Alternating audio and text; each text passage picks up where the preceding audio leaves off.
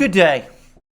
In the aftermath of the events in Kazakhstan, where the crisis is now definitely abating, with peacekeepers or security forces from Russia, airborne troops from Russia pouring into the country and taking control of the major strategic facilities there, releasing Kazakh troops to continue to mop up the increasingly scattered resistance following the failed coup there.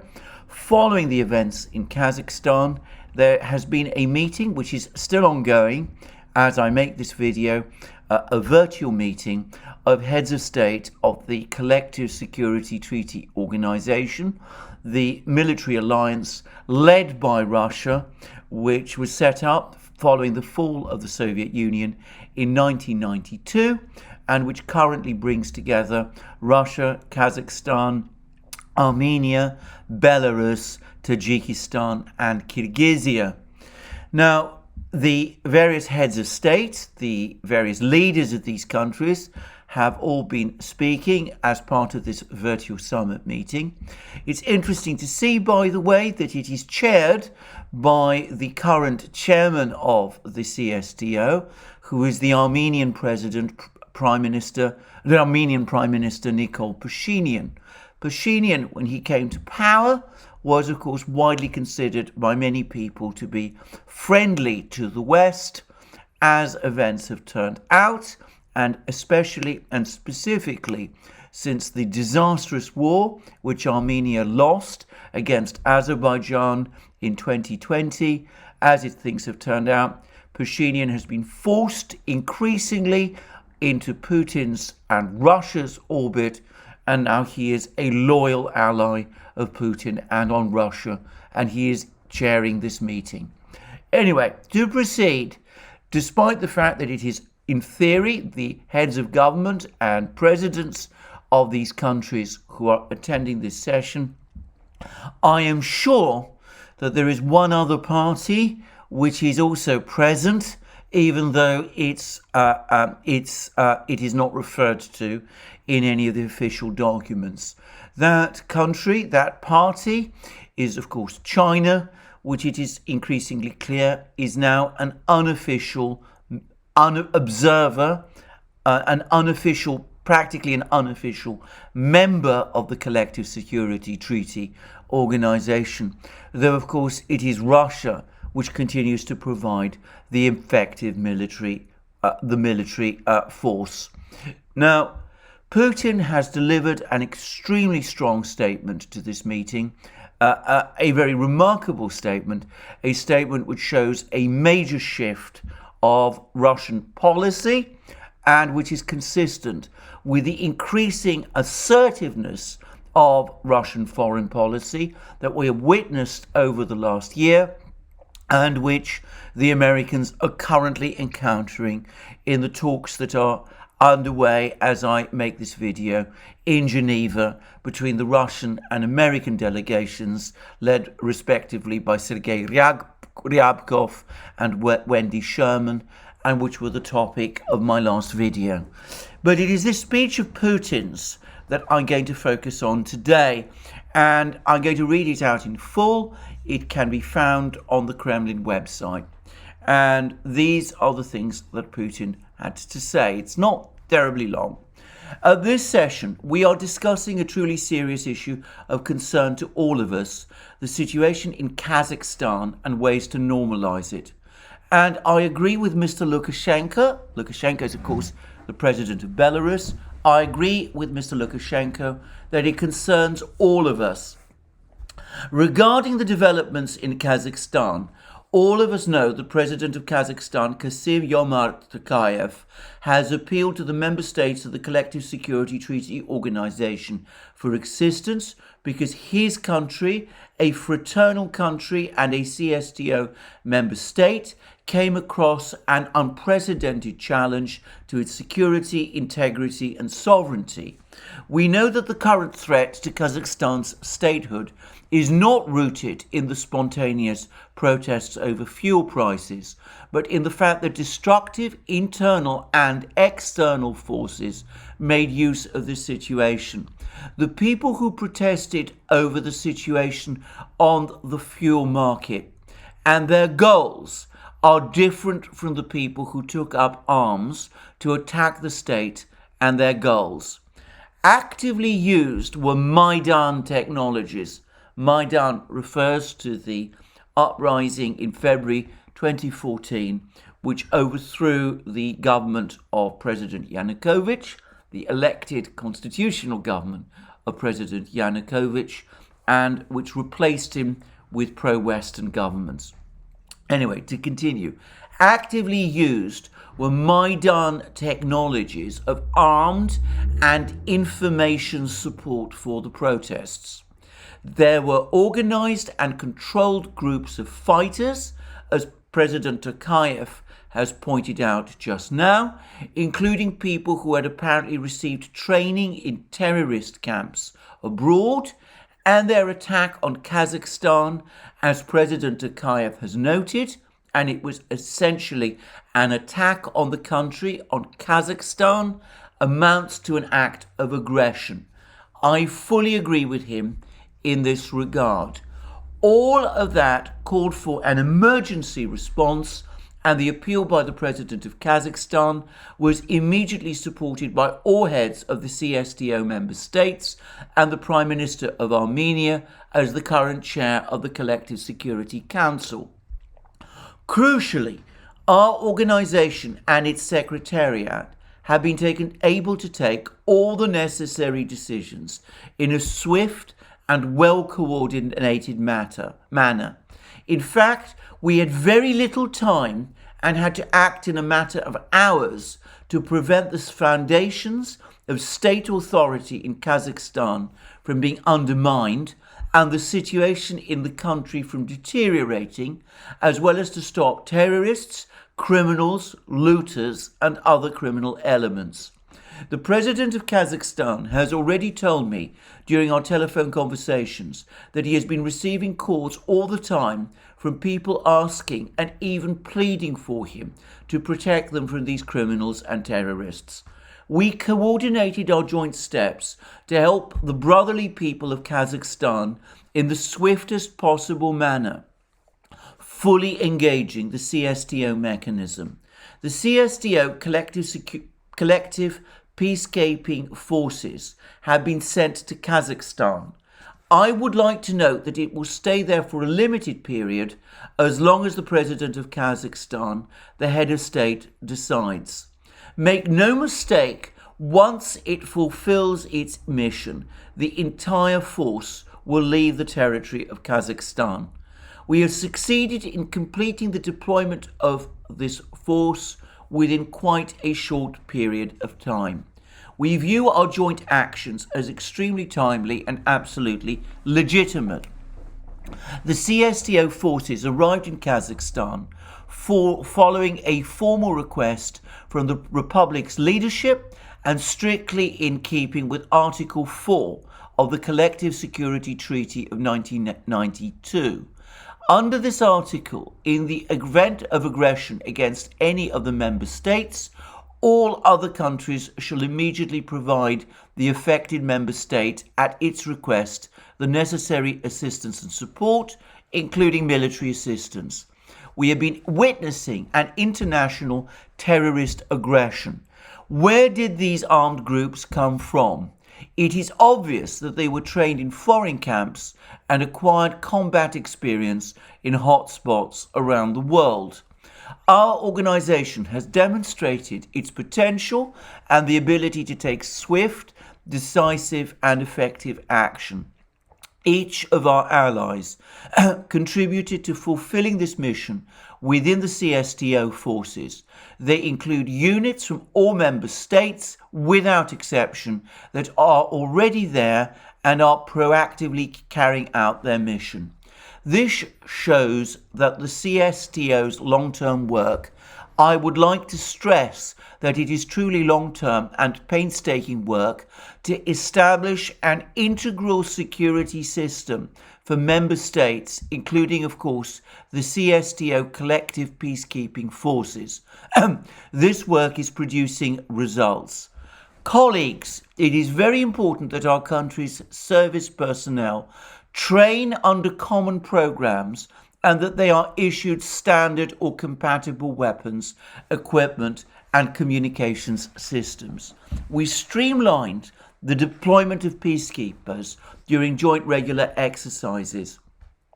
This was done, for example, during the CSTO's recent Indestructible Brotherhood exercise, organized with due account of Russian service personnel's combat experience in Syria.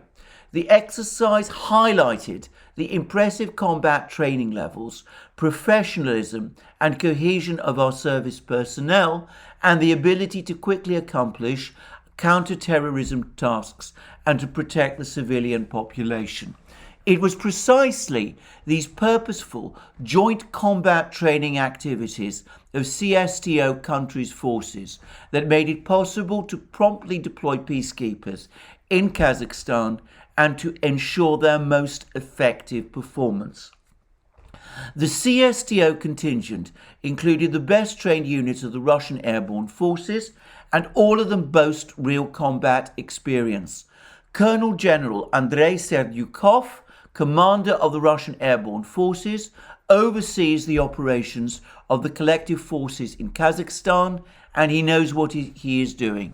The peacekeeping contingent immediately took over key infrastructure facilities and is ensuring that the Kazakhstani authorities alone have control over them.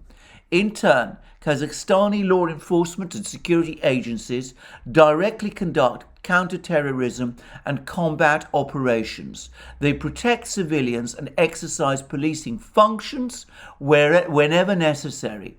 In effect, our service personnel have replaced them at local infrastructure facilities, allowing the President of Kazakhstan to make effective use of national forces and resources in order to re-establish law and order in the country. As the speakers have already noted, the situation is being gradually normalized as a result of the measures implemented by the leaders of Kazakhstan with our support. Kazakhstan's service personnel and law enforcement agencies have completely expelled terrorists and bandits from a number of vital installations, including the Almaty International Airport.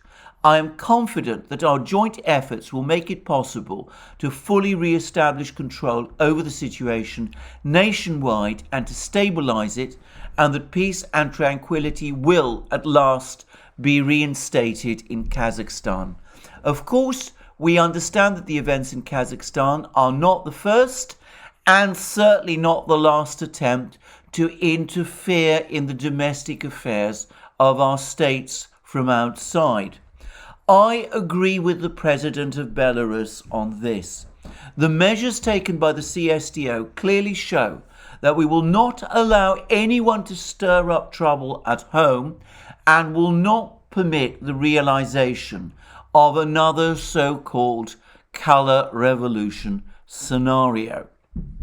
Everybody knows that by means of the internet and social media, attempts are still being made to involve our citizens in protests that will then be followed by terrorist attacks, as was clearly and precisely described by the President of Kazakhstan when he recalled the timeline of the events. The timeline is clear. We have all witnessed these developments. Moreover, the latest developments in Kazakhstan confirm that certain forces are not above using the online space and social media to recruit extremists and terrorists and to create sleeper cells of militants. Therefore, it appears reasonable to instruct the CSTO Committee of Security Council Secretaries to present proposals as part of the activities of their working groups on information security, countering terrorism and extremism, on the collective prevention of such attempts at destructive interference in the CSTO's area of responsibility.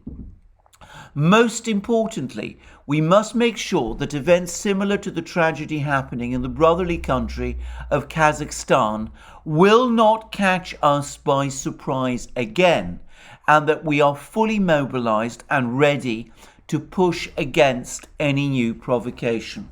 I would like to note the bravery with which the President of Kazakhstan faced these events and took charge of the counteraction, consolidated society, the security forces and citizens of his country in order to confront the external terrorists.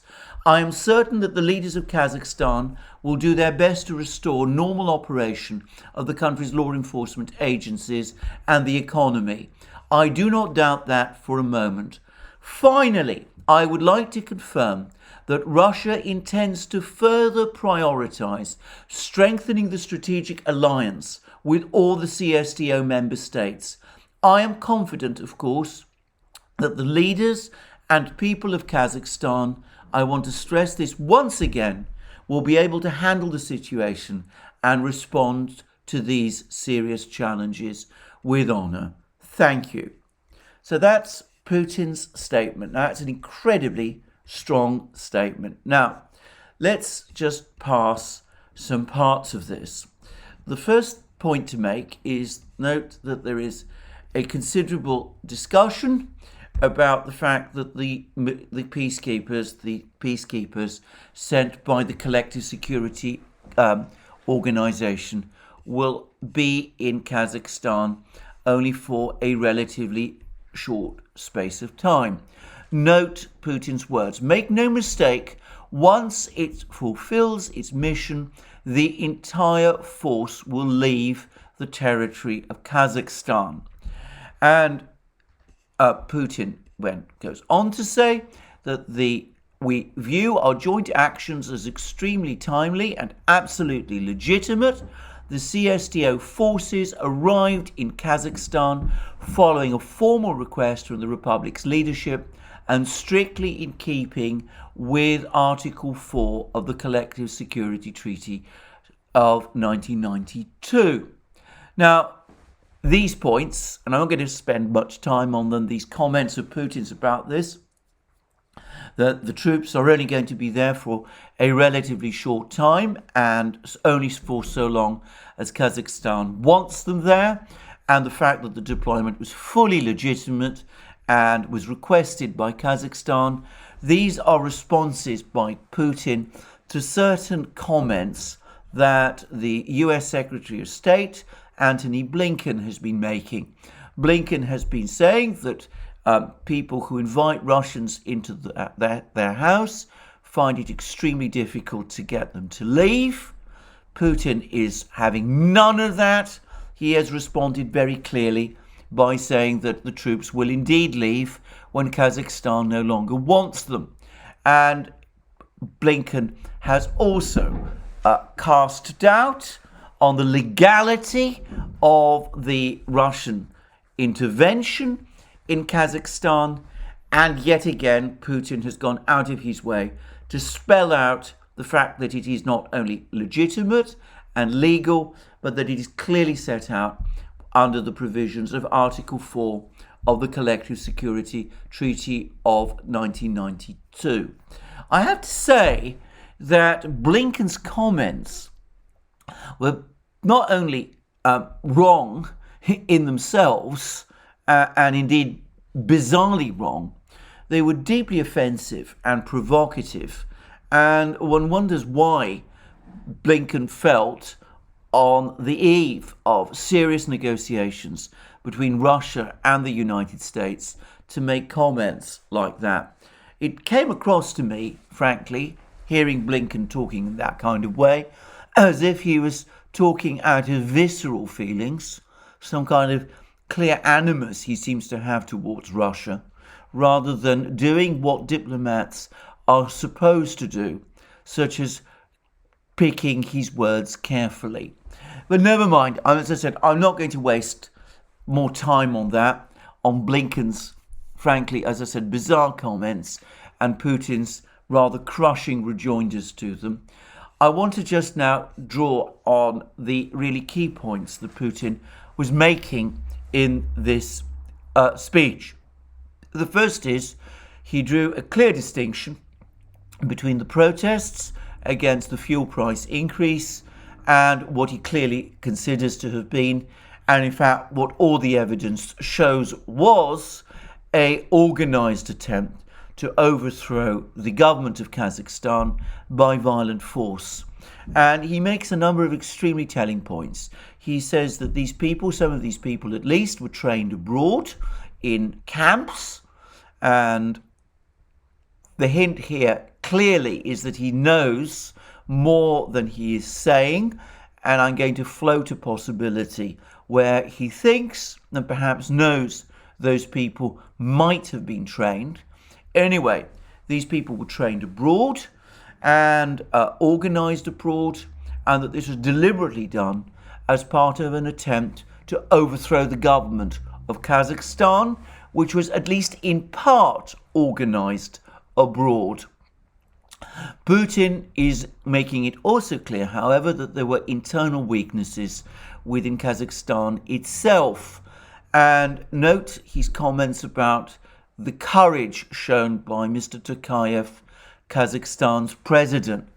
Now, right at the outset of this matter, I speculated that there had been a power struggle underway within the Kazakh leadership between the current incumbent president, Mr. Tokayev, and his predecessor, the long-standing leader of Kazakhstan, Mr. Nazarbayev, who formally refers to himself as the country's first president and the leader of the nation, and who retired in unusual circumstances, mysterious circumstances, back in 2019, though retaining control of the country's armed forces and security services.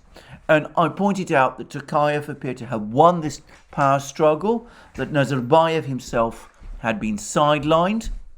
And what we have been reading and hearing ever since is that not only was Tokayev, when he took over the command of the armed forces, able to send them, ordered them to go into the cities to counter this terrorist threat, but also he has now, after consolidating his control, he seems to be carrying out a systematic purge, a roundup even, of people within the security services who he clearly thinks unreliable. The person who has attracted the most attention is Karim Masimov, who was the former head of the country's major counterintelligence and security service, and who has also been previously a prime minister of Kazakhstan, and who is known to be a very close associate of Nazarbayev's. And I can't help but sense that what is now happening is that people associated with Nazarbayev are being removed from all the key positions in the government and in control of the security forces. And in the case of Mr. Masimov, he has apparently been arrested and is now facing treason charges. Now, that suggests that there wasn't just a power struggle within the Kazakh elite, which some people exploited, but that as a result of this power struggle, some of the people in that elite, some of the people involved in this power struggle, were implicated in some form in this coup attempt. And some of the reports which have been circulating make particular reference to events which took place at Almaty airport. It seems that as part of the coup attempt, there was a systematic attempt, an organised attempt, to gain control of the country's major airports, including, by the way, the airport at the capital of Kazakhstan, the city which Nazarbayev renamed after himself, after his first name, Nur Sultan, but which I understand Kazakh officials are once again referring to by its previous name of Astana, which I will once again revert to using. But also, perhaps more importantly, there was an attempt to capture the airport in Almaty, which was the major city, Kazakhstan's biggest city, and which was the focus of the protests.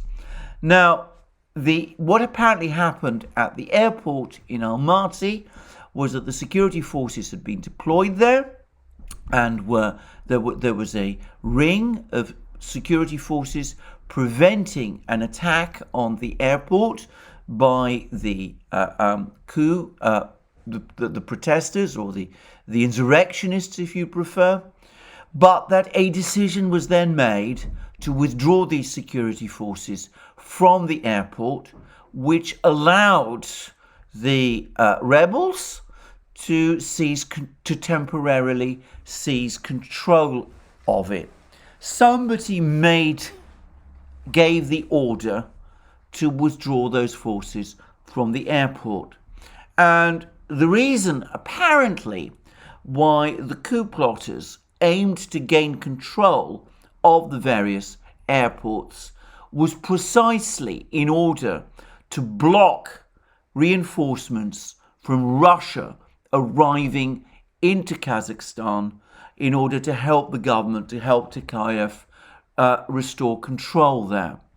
And the fact that Masimov has now been arrested and charged with treason strongly suggests that some people in Kazakhstan and apparently in Moscow may think that he was implicated in this decision to withdraw the troops from the airport and to allow, in effect, the rebels to gain temporarily control over it. In the capital, by the way, in Astana, the attempt to seize the airport failed. So, clearly, it seems as if some people within the Kazakh elite, perhaps sensing that Nazarbayev was losing this power struggle, seem to have joined up with other people, external forces, we'll discuss who they might have been in a moment, and internal forces too, in order to try to secure their positions by carrying out a coup. Anyway, that clearly is a factor that Putin is worrying about. But his major point is that alongside this coup attempt was clearly organized from abroad. And some of the people who were involved in it, as he says, were trained externally in camps. And he also all but says, and apparently President Tokayev, Kazakh President Tokayev, has also said it in a broadcast. Apparently there was some coordination, or at least a great deal of coordination, provided via social media to the rebels to enable them to communicate with each other, to move from one place to another, to target particular buildings, to exchange information. And when I say social media, I suspect primarily the messaging services, not the sort of public face of these things, but the messaging services. Now, just to make a few observations about this, if people were trained in camps, that inevitably points to Turkey and the Middle East, where many of the camps for training people like that are located. And if one can talk about some of the rebels, there's increasing numbers of reports that suggest that some of the rebels were not Kazakhs or Russians. They weren't talking in the language of those countries, languages which are used in Kazakhstan itself. They were outsiders speaking foreign languages, There's already been some reports that they were talking in Arabic, and there's also been some reports that some of them carried out beheadings of Kazakh police officers, which is, of course, typical of the kind of work jihadi fighters do. Now, I can't help but think that even though Putin is not identifying Turkey as involved in this affair, the fact that he's talking about camps points to Turkey and to perhaps to Turkey's friends in the Middle East. It also, I suspect, points again to the involvement of certain Western intelligence services, which of course have been backing the uprisings, the resistance to President Assad's government in Syria, and which have also been providing training to various people in various camps. But note that this apparently was done in conjunction with use of social media. And Putin is saying that the Collective Security Treaty Organization is going to look at steps to prevent this sort of thing from happening again. In other words, he is talking about a social media clampdown, at least a clampdown on its messaging services within the territories of the Collective Security Treaty Organization. And apparently a working group is now going to be set up to look into those things. I'm going to come back again briefly to that point that Putin made about Tokayev having acted with courage. Now, if this analysis that I've been making is correct, that there was a power struggle within the government, that there was an attempt to try to overthrow the government there, then one has to say that Tokayev did indeed act with courage, because of course the coup plotters, or at least people implicated in some ways in the coup, were in control of the security agencies in the capital, in Astana itself. And one wonders exactly how it came about that Tokayev was able to communicate with Moscow to retain control in Astana, despite the fact that so many people within the security services were apparently implicated and were working against him in some way. When Putin speaks about courage, when he refers to courage in the context of this affair, that strongly suggests that there were threats made personally against Tokayev over the course of this affair. And of course we know, or at least the Kazakh authorities are reporting, that there was in fact an assassination attempt on the mayor of Almaty, which gives us some idea of the kind of threats that Tokayev might have been experiencing. Now, the fact that Tokayev was able to survive and assert control and win the power struggle suggests to me that parts of the security services in the capital, Astana, backed him. But I also suspect that there must have been very strong backing from the Russians and probably threats from the Russians of retaliatory action against anybody in Astana who took any step to threaten Tokayev himself. And that reinforces my view, which I've discussed over previous programs, that the Russians were partly responsible for engineering Nazarbayev's resignation in 2019 and for elevating Tokayev to the presidency, and that they see him not perhaps as their man in Astana. There's no reason to doubt Tokayev's loyalty or patriotism to Kazakhstan, but that the Russians at least see him as a reliable ally and as a friend, whereas they have their doubts about Nazarbayev. And it is an interesting fact that though Nazarbayev is apparently still in Astana, he has made no public comment whatsoever. He's only released a comment via his press officer, which actually doesn't tell us very much, and but did inform us that Nazarbayev had spoken to various leaders of the Collective Security Treaty Organization, including Lukashenko of Belarus, who was a former friend, though it's striking that the Kremlin press service, which has provided readouts and details of the people that Putin has been speaking to over the last couple of days as this crisis has unfolded, doesn't mention Nazarbayev as one of the people that Putin spoke to. So that suggests that as far as the Russians are concerned, Nazarbayev is now definitely someone who they no longer trust and who is being shuffled out of the picture. I have long suspected that things in Astana were not entirely normal. I discussed how a couple of weeks ago it was very strange that Nazarbayev turned up to a summit meeting in St. Petersburg, where he had separate talks with Putin, separate from those that Putin simultaneously was having with Tokayev, and it looked to me as if Putin was trying to mediate a dispute between the two. It's quite clear that there was a power struggle.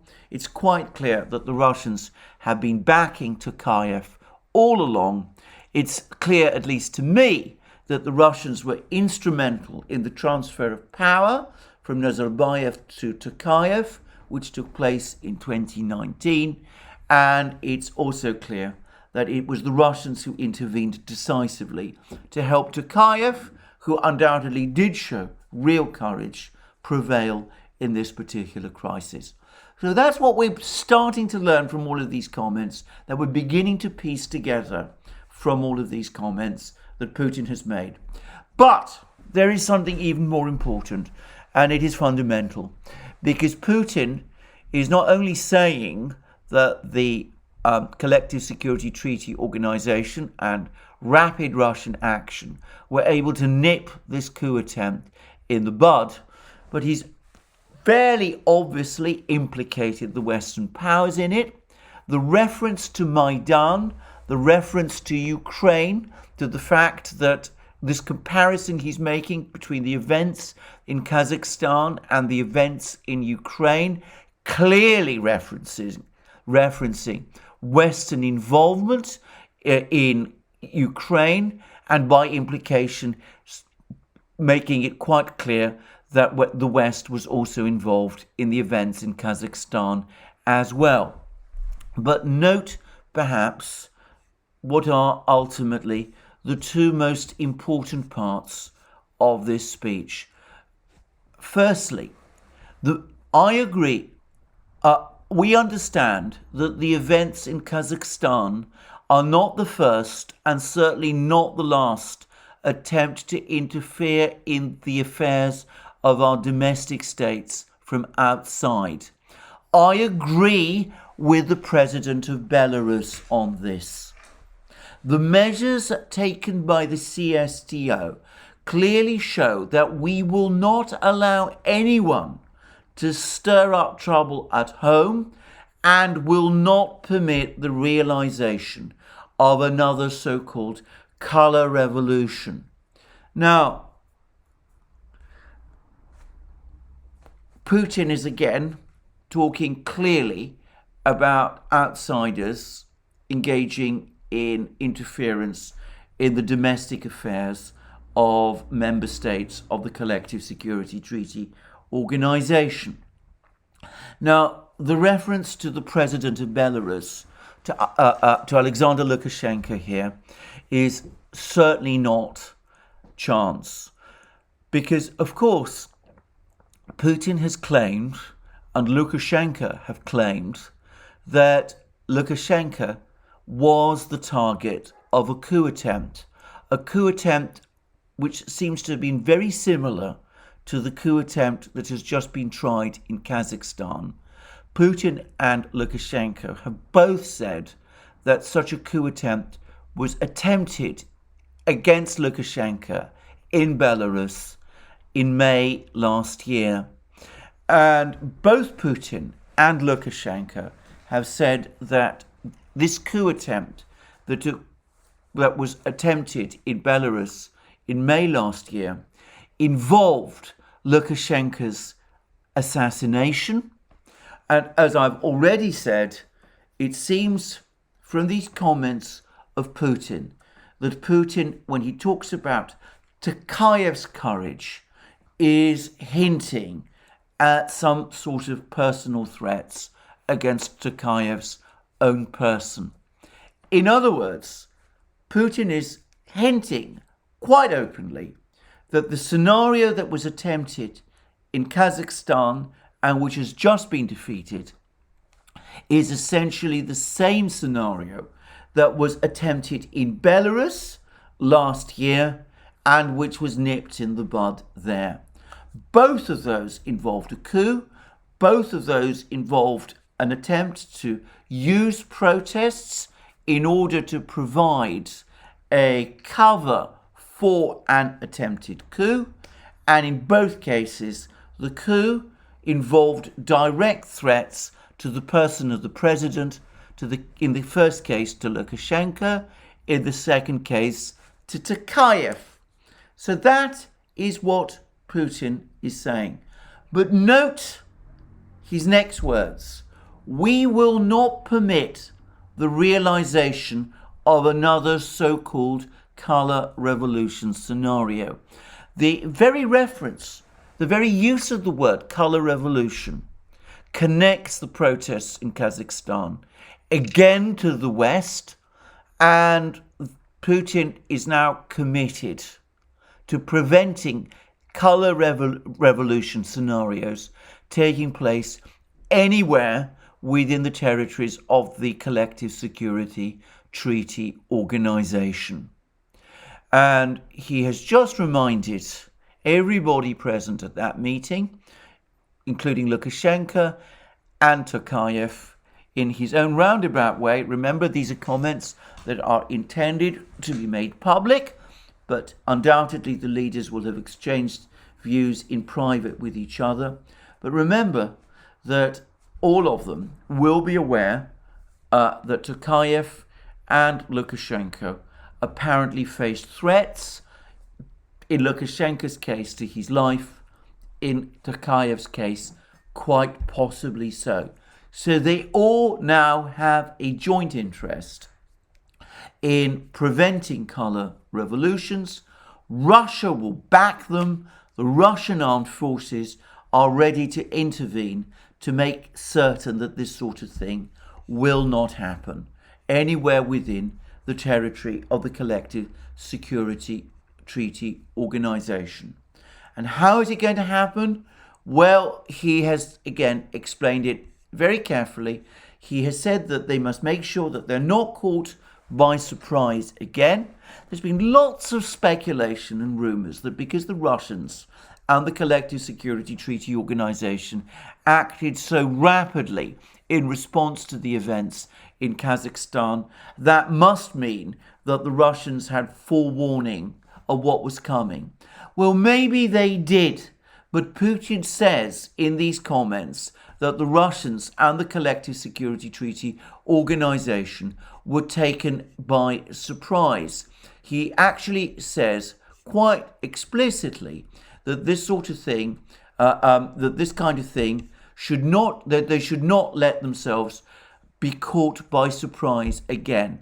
His words: most importantly, we must make sure that events similar to the tragedy happening in the brotherly country of Kazakhstan will not catch us by surprise again, and that we are fully mobilized and ready to push back against any provocation. Now, I think where a lot of people have been going wrong about this is that they've noticed how rapidly the Russians have been able to deploy airborne forces to Kazakhstan.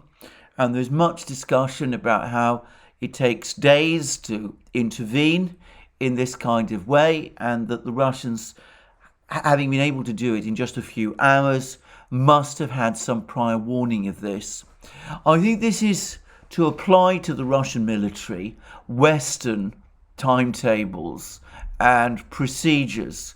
My understanding is that the Russian military, or at least parts of its airborne forces, operate on a high alert basis. At least parts of the Air Force, airborne forces do, and that they are specially trained to be able to respond to a crisis like this in just a few hours.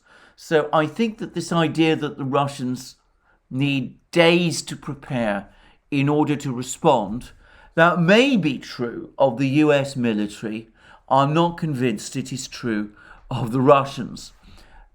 The fact is, Putin says that the Russians were caught to a great extent by surprise. Doubtless they knew about the power struggle going on between Nazarbayev and Tokayev. I've already said that Putin seems to have tried to mediate between the two during that conference a few weeks ago in St. Petersburg. But I doubt that the Russians were fully aware of the extent of the deterioration of the situation in Kazakhstan or of what was being prepared there. And there is a reason for this.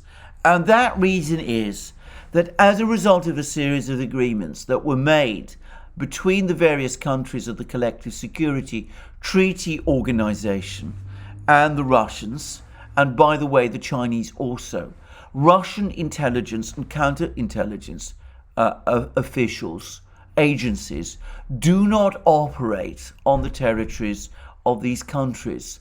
That is astonishing, and perhaps they do in practice operate there at some level, but they are not able to operate in the open way that they would do in other scenarios, and which they will do from now on.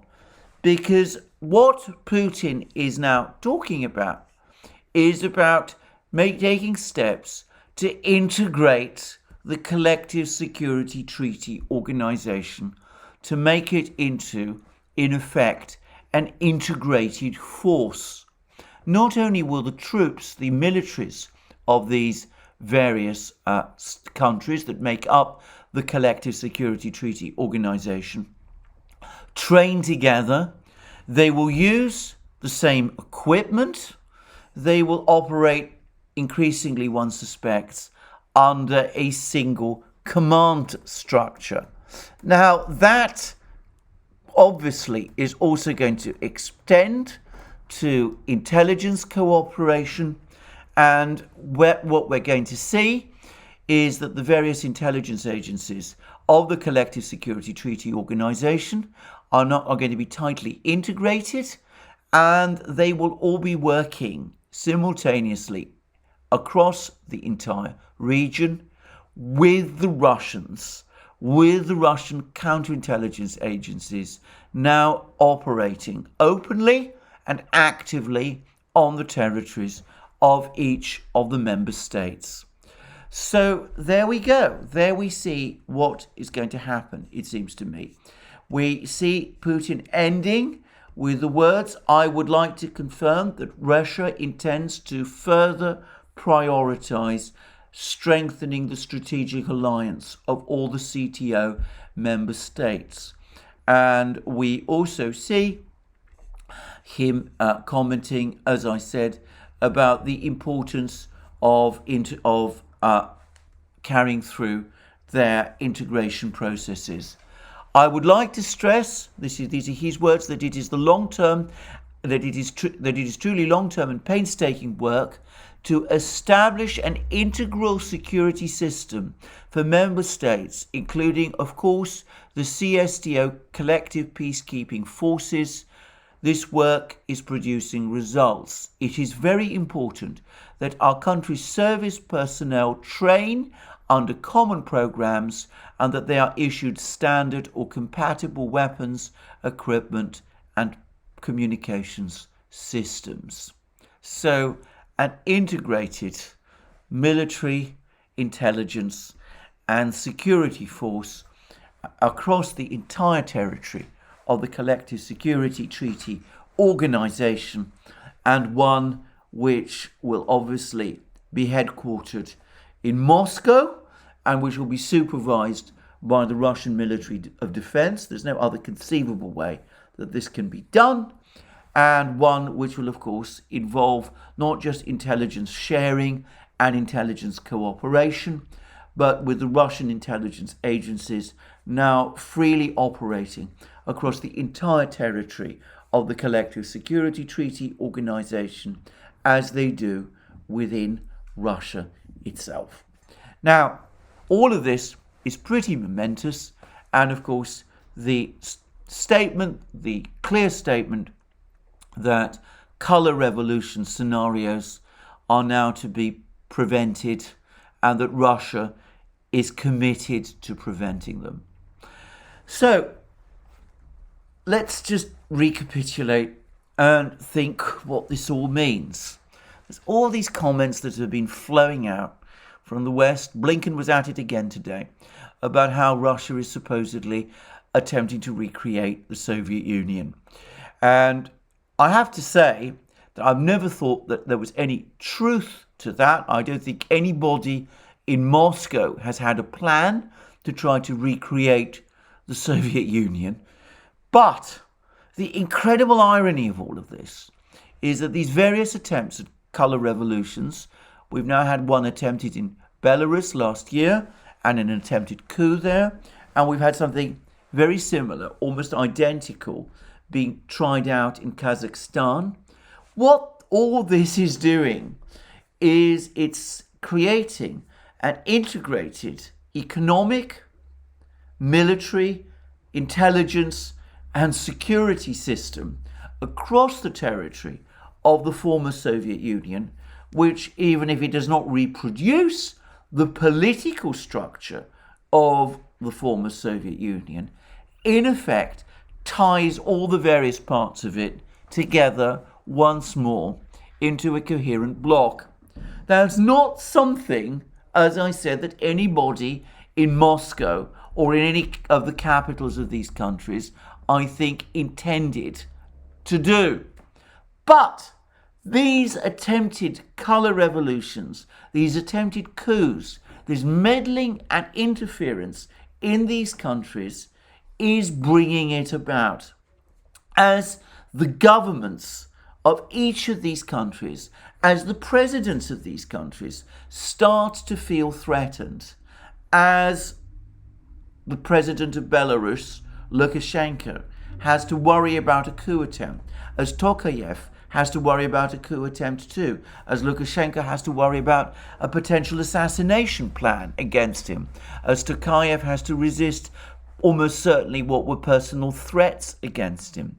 Their instinct is to huddle together and to huddle together under Mother Russia's protection.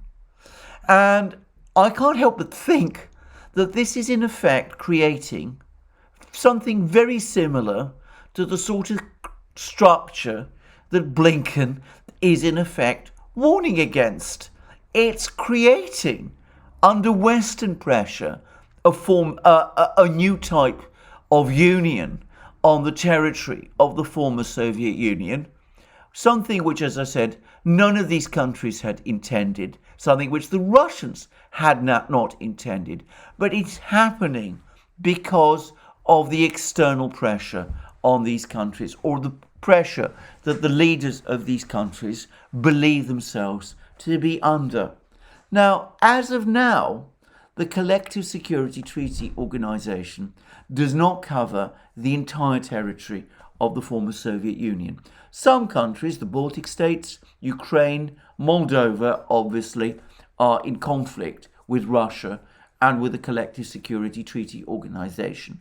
But two countries which are actually on good terms with Russia and which are former constituent republics of the former Soviet Union, still stand outside this structure.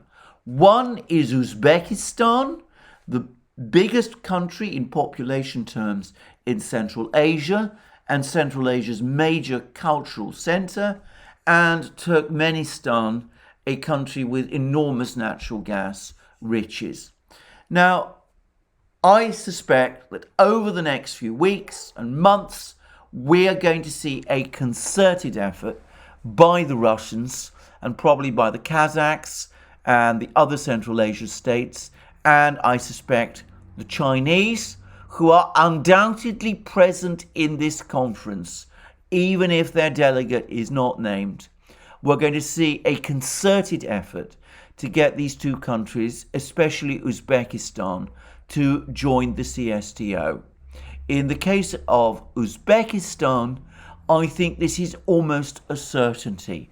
And in fact, Lukashenko, the president of Belarus, has actually now warned Uzbekistan that it is probably next in line for a coup attempt like this and needs to start taking precautions to make sure that that doesn't happen. We will see how the Uzbek authorities respond and whether the present government of Uzbekistan is prepared to take that step. My guess is that under very strong urging, it probably will, because though it could in theory call in Russian help in the event of a crisis in Uzbekistan, even if Uzbekistan is still outside the Collective Security Treaty Organization. After all, Syria is not a member of the CSTO and was able to ask Russia for help and receive it, so why shouldn't Uzbekistan be able to do the same? But I suspect the Uzbeks will want to do it because they will want the protection, that integration of their military and their security services with those of the CSTO, those of Russia ultimately, serves the interests of their own government and preserves stability in Uzbekistan. So, a gathering together of the former Soviet states, not yet all of them, but perhaps potentially a critical mass of them, a gathering together of the states of Central Asia under the Russian umbrella. Now, as I said, it's not a Soviet Union, it's not a new Soviet Union, because of course that was a state, and this is not going to be a state exactly. It's going to be a bloc rather than a state, and a bloc in which, as I've said, China will be an observer, an unofficial member, a silent partner, if you will. But it should be said that though I have focused today in this program about the military, security and intelligence aspects of this matter, most of the states, in fact all of the states in the CSTO, are also member states of the Eurasian Economic Union, and of course that could in turn provide the economic underpinning.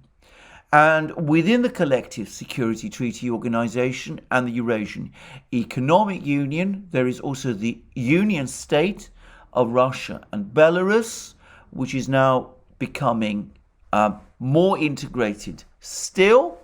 And there are some rumors that after the pressure of these events, Kazakhstan is actually going to ask to join, which would be a very important development indeed. Well, we shall see. But the important takeaways from this speech of Putin: no more color revolutions, military and security integration within the former Soviet Union, of the former constituent republics there, and Russia willing and able to act as the guarantor of the collective security of all of these states, both from external and internal threats. Thank you for joining me for this program today. I look forward to you joining me again in future programs. As we're almost up to the hour, I'm going to quickly say you can join us on Locals, on our other platforms, links under this video. You can support us via Patreon and Subscribestar by going to our shop and by checking your subscription to this channel and pressing the like button. Thank you for this video. Thank you for joining me again today. I look forward to you joining me again soon, and have a very good day.